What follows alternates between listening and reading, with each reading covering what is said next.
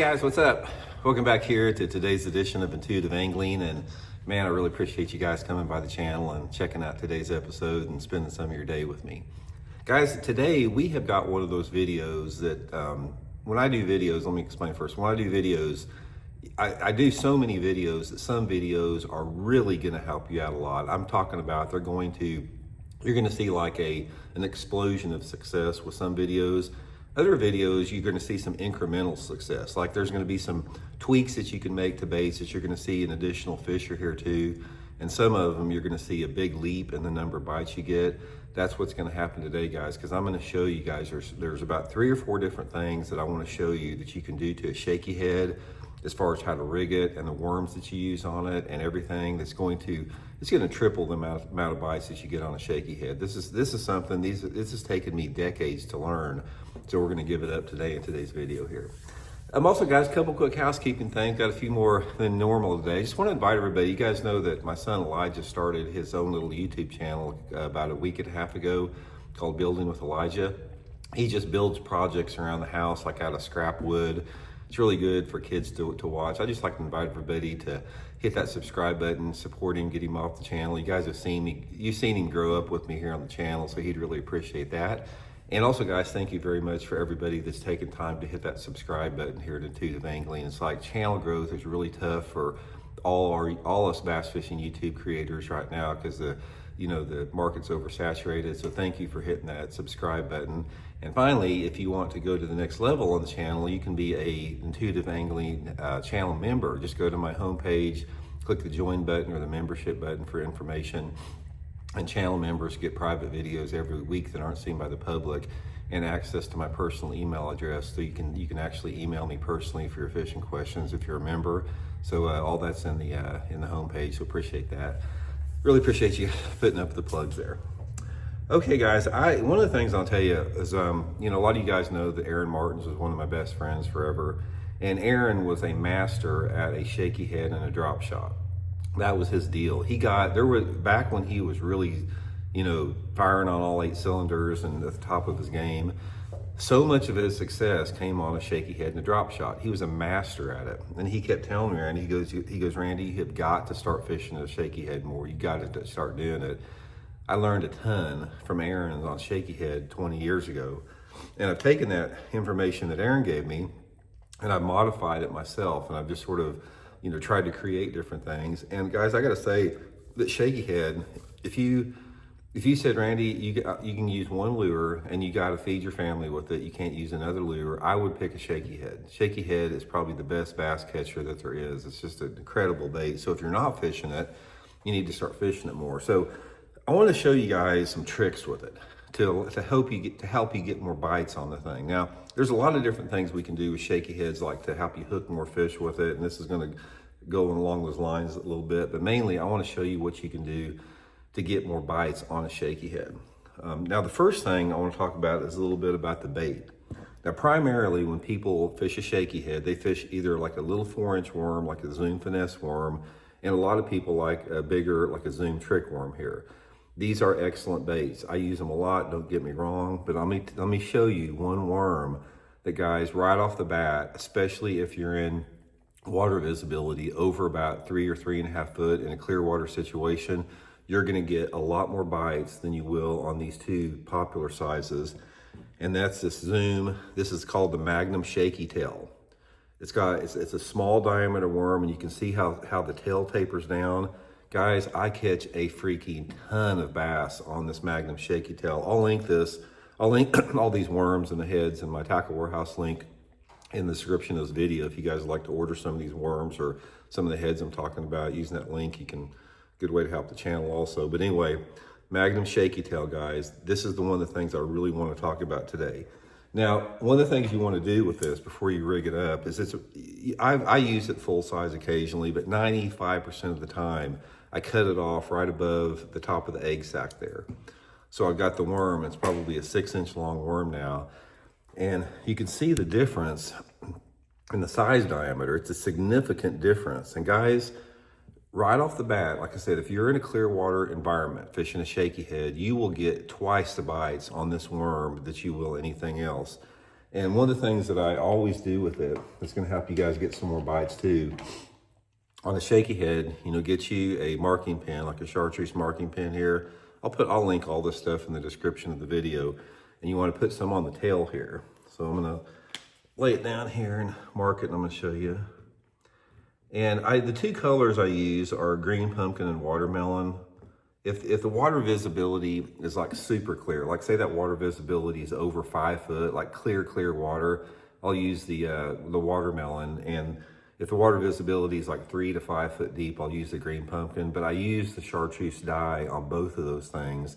And also, if say for example, if the water visibility is 3 to 4 foot, and it's a bright sunny day, I might use the watermelon. And if the water visibility is like 5 or 6 foot clarity and it's a rainy, cloudy day, I may go to the green pumpkin because it's a little darker. But nevertheless, I'm gonna have a little bit of chartreuse puff on there. Now one of the things you gotta realize, this chartreuse puff on the tail is critical. It's like, I don't care what the water visibility is, they will bite. If you're using a green pumpkin or a watermelon, they will bite it twice as good with a little bit of chartreuse on there. So always do that. Okay, the next thing is I want to talk about the head. Now, a lot of you guys that have been with me, you hear me talking about this. This is the Gamakatsu tricky head. The best shaky head that there is. You don't need to waste, don't even waste your money on another one, guys. This is the Gamakatsu tricky head. It's got, then this is the one, the design that, not Aaron didn't design it, but this is the hook design he likes. It's got an O'Shaughnessy bend hook, which is really critical. This is gonna hook the fish a lot better. It's got it's got a 10 keeper to keep your worm on there, and it's got an inline eye tie, which is really, you know, good for shaky head fishing. If you're, and I've talked about this before, if you got shaky heads that have that little wire, curly Q wire on it, throw them in the trash can. Those things are terrible. They're a waste of your money. You're not gonna land the fish as good. You're not gonna get as many bites. All of the expert shaky headers use the keeper and not the wire thing on there. So this is the one you want. I'll link this in my Tackle Warehouse link again. It's called the Gamakatsu Tricky Head in a 1/16 ounce. Key, guys, key above anything else. Most people use a shaky head that's way too heavy and you can't get the action out of it. The only two shaky head sizes I use with the tricky head is the 1/16 ounce. I'll use it at least 80% of the time. And if it's super windy or I'm fishing deep water, I'll go to an 1/8 ounce. But the 1/8 ounce and the 16th are the only two. This is key right here, tricky head.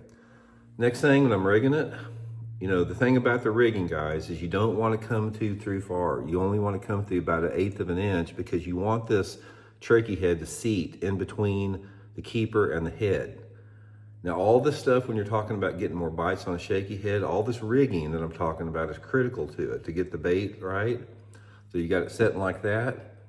And then when you're coming through your worm, you always want to come through 90% of the time with the hook out of the worm. See that? This is going to help you land a lot more fish. I use this all the time with the hook point exposed, except if I'm fishing super snaggy cover where there's brush and everything. And then if it's brushy and everything, I'll back it off a little bit and I'll just bury it back in there.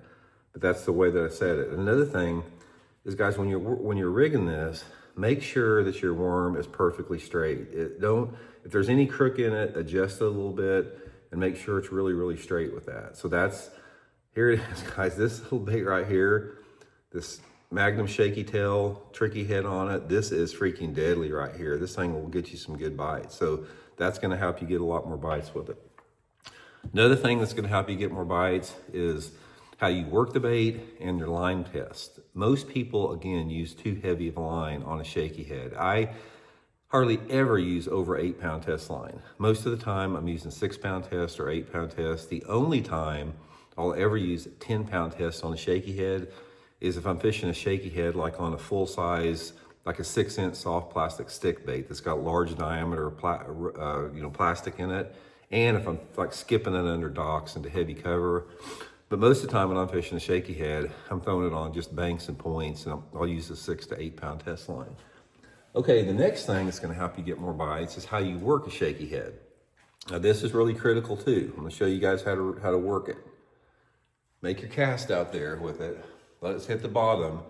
And as soon as it hits the bottom, guys, shake it in one spot, just like that. You're not reeling, you're just shaking it in one spot. Shake it for probably 7 or 8 times, and then just pull it and shake it. So just pull it back and shake it like that when you're coming up. Maybe pull it like a foot. Then you take up the slack a little bit and shake it in place like that. Don't reel it. Then you pull it. You're not reeling it. You're not reeling it. You're just pulling the rod tip. Look at the tip of my rod as it goes up.